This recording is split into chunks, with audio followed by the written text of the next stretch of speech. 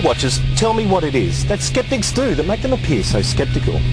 Well, as it turns out, they have this insatiable desire to reject out-of-hand, clearly ill-established facts. For example, you and I know both that the Nebula Comet men came here to Richmond in 1792 and created Richmond out of kangaroos and fresh flora the very next day. Skeptics, however, refuse to believe in this outrageous nonsense. And why?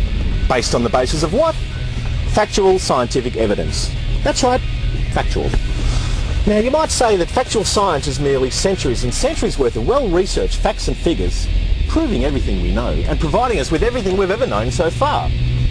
But these skeptics, however, with these so-called science, these so-called facts, these so-called skeptics are giving the so-called truth a bad name. Watchers, I say not only that, but also this. What about paranormal activities such as telepathy, astral travel, that whole God thing? Well, sadly, I'd suggest that some of these substantial, as well as sensible and sometimes scandalous sensitivities haven't surpassed the seriously suspicious scrutiny of certain seasoned skeptics. Alliteration! But as the old proverbial proverb goes, watchers, those who cannot see the utter truth before them are as blind as those deaf people who can also not hear it.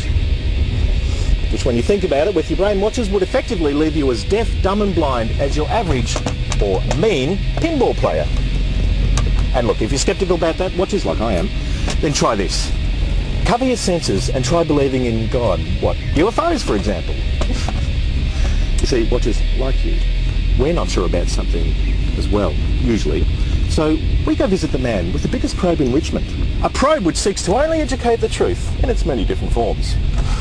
Ernest, take me to the doctor. No, I don't think he's a real doctor either.